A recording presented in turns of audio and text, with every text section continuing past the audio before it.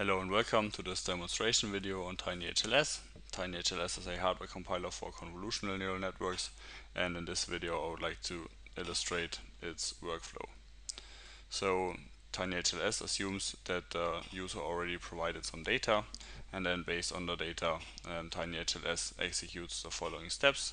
The first step is the pre-processing step, and then based on the pre-processed data TinyHLS automatically trains a CNN, and then this trained CNN is evaluated regarding quantization, and after the evaluation step the CNN is translated from a Keras model to hardware description language code, and the generated hardware description language code is what we refer to as hardware accelerator. And then once the hardware accelerator has been generated in the translation step, its correct functionality needs to be verified. And then once the hardware accelerator is verified, we can implement it on any target architecture like an FPGA, and this gives us our demonstrator. In this video we are providing data that looks like this, some images with oranges in them and some images without oranges in them, and I'm going to show all the steps executed by TinyHLS based on this data. Please note that before we can use TinyHLS we need to set it up by first cloning the repository and then installing the required software, and then set up the Python virtual environment. So I've done this prior to this video. So this brings me to the repository, and as you can see here I've already set up the Python virtual environment, and here under examples we can find two example scripts. The first script is for the use case of smart farming, and this is the script that I'm using throughout this video, and the second script is an example of traffic signs. And here under data I've already provided the data, the images and the according labels. So here in the example script we can see that I'm calling a function for all the different steps that are executed by TinyHLS, and so now we can run this script in debug mode to see what is going on. So the first thing that's happening is that all the outputs from previous runs have been removed. This is what's happening inside the clean function, and now as a next step we can call the pre-processing function. So what is happening inside the pre-processing is that we first reduce the resolution to 28 by 28 pixel, and then we quantize from 8 bits per pixel down to 4 bits per pixel. So if we show this here in the script, we are provided with some images that illustrate the pre-processing effects. So here we can see that the resolution didn't change. What we can see are the effects due to quantization from 8 bits per pixel down to 4 bits per pixel. This reduces the number of color gradation, and if you have a closer look you can see that on the right side the number of color gradations is reduced. And so now we can close this, and there are some other examples provided. We can also close them, and we can see that here on the data we can also find the pre-processed data marked by the underscore 28 by 28 underscore 4. And this brings us to the next step, which is train the actual CNN. So for the training we can modify the CNN architecture and then train the CNN based on the pre-processed data. So as we can see here, there's this function that we can call in order to train the CNN based on the pre-processed data, and as it is written here we can see that we can modify the CNN architecture. So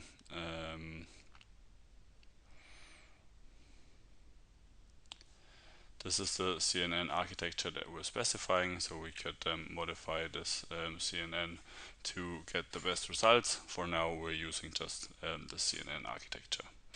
And then if we run this we get some information from the terminal, and the first information that we're getting is the number of training pictures, which is a little bit more than 1000 images, and the number of test images, which is 459.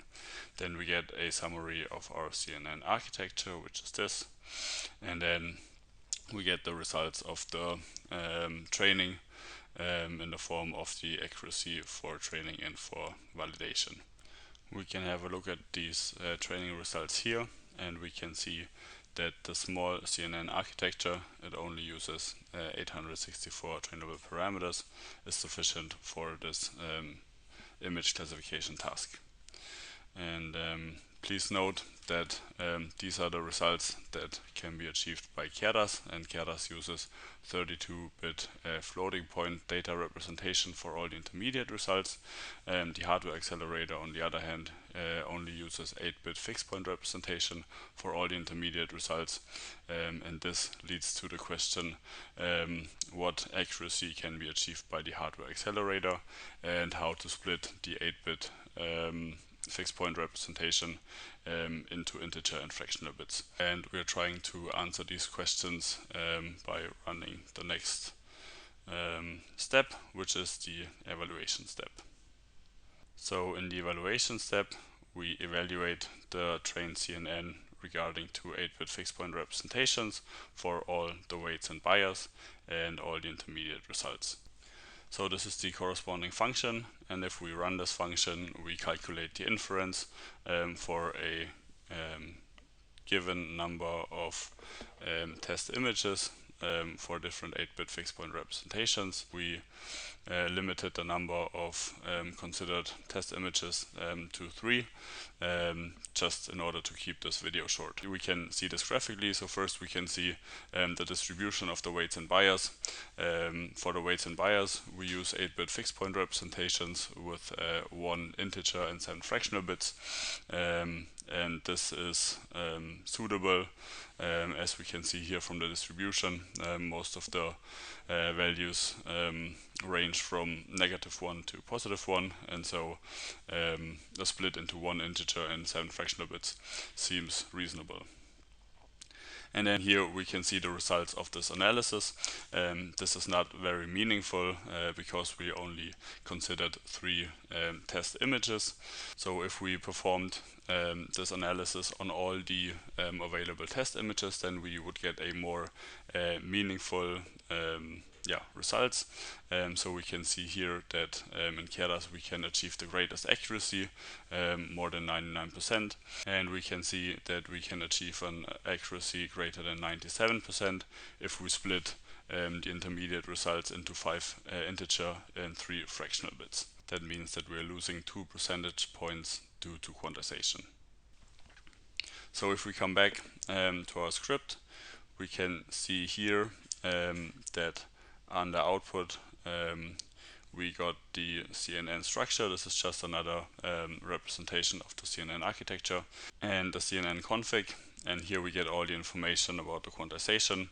As I already mentioned, we are using 4 integer bits and 0 fractional bits for the input image, and then for the weights and bias we're using 1 integer and 7 fractional bits, and for the output, as we've just determined, we're using 5 integer and 3 fractional bits.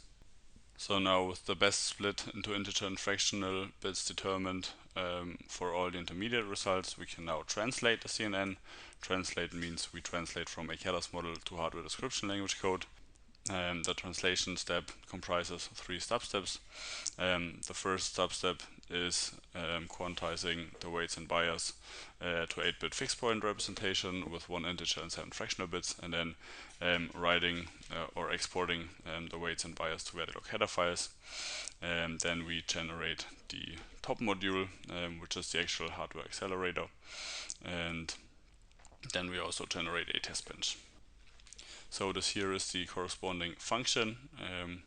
We can run this function, and we can see that the weights and bias have been written to Verilog header files. The top module has been generated, and the test bench was also generated. We can have a look at this under output. Under output, here under RTL, here we can see the Verilog header files for the values for the weights and bias, and here we can see the top module.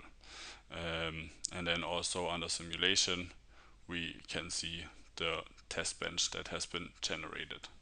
So now that the actual hardware accelerator has been generated, we now need to verify its correct functionality.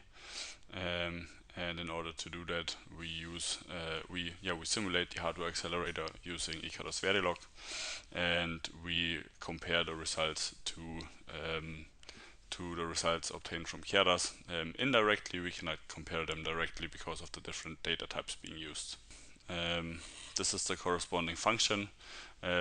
If we run this validate function, we can perform the verification on a specific test image. We can specify which test image to use. The default is just the 0th test image. And if we run this, we can see that the hardware accelerator is simulated using Verilog. And so after a short amount of time, we get the results. It's the true label is 1 because there's an orange in the picture, and Keras prediction is 1, and then the prediction from the hardware accelerator is 0.881. Please note that I'm not just comparing the final result, but all intermediate results after each layer in order to perform a meaningful verification. So now that we've verified the hardware accelerator, we can now implement it on the FPGA board. So in our case, we generate a bit stream for the CLIA KR260 FPGA board, and this FPGA comes with an integrated processor. And here is our hardware accelerator. We connect the hardware accelerator to the processor using an AXI interface. And then we execute some simple C code on the processor, and this C code instructs the processor to pass an image or some images to the hardware accelerator, and then waits for the inference result to be calculated and then prints out the results. So in order to get all the files that we need to implement the hardware accelerator on the FPGA and test it, we can run this function get implementation files. This will take a while. So now this function ran successfully, and we can see here that under output and implementation files, we can see all the files that we need to implement the hardware accelerator on the FPGA board and test it on the FPGA board. Now, in order to implement the bitstream on the FPGA board, we need to copy this folder to the CLIA board. So first we open a connection using SSH connection.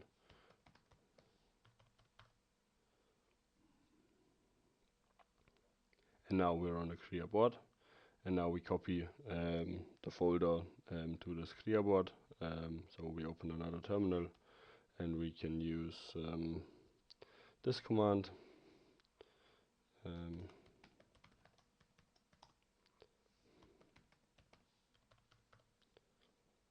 And now all the files are being copied, and we can verify that if we go to the specific location. And here we can see the implementation files. So I would first rename this folder.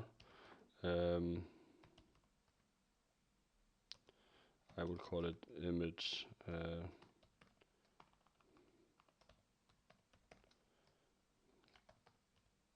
CLEVERDemo, and now we have to copy it to a specific location.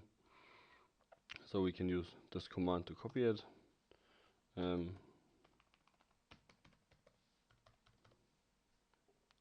now we can go to this directory,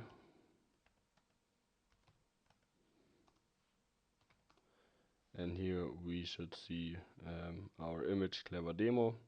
And now we have to activate the app. By activating the app, we implement the bitstream on the FPGA board. So we do this using sudo xm util list apps, and here we can see all the available apps, and we can see that this is the app that is currently active, so we need to deactivate it first by running sudo xm util unload app.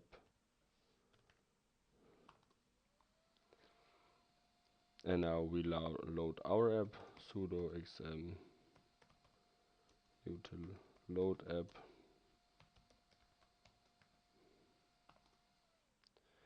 So now our app is active.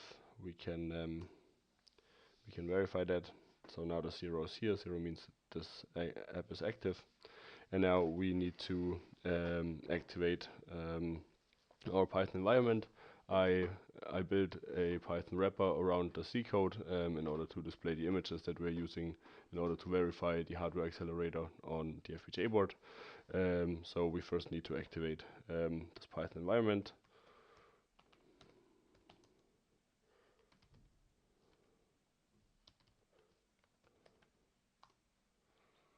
So this environment is now active. So now we need to change change the directory to the image CLEVERDemo folder. So we do this image CLEVERDemo, and here we have to compile the main file. So we do sudo make main, and then we can run our Python script. So we need to select the correct Python interpreter, and now we're being asked which image we would like to use for testing. So we can use the 0th image first, and here we can see that the inference result is 1, so there should be an orange in our image, and it took 0.063 milliseconds. And so here we can see the image, and we can see that there is in fact an orange in this image. So we can do several other images. So we can use the first image, and here we can see that the inference result is 0. It also took 0.063 milliseconds, and yeah, there is obviously no orange in the image. So we can do another image, and here we can see that there is an oranges in the image, and the inference result therefore is 1. All the images are defined in the C code, and they are precompiled. So this is just in order to verify the correct functionality of the hardware accelerator on the FPGA board. So we can do some more examples. Take the next image and see there's 0 and there is no orange in the image. So we can do this for all the 100 images that have been precompiled for verification purposes.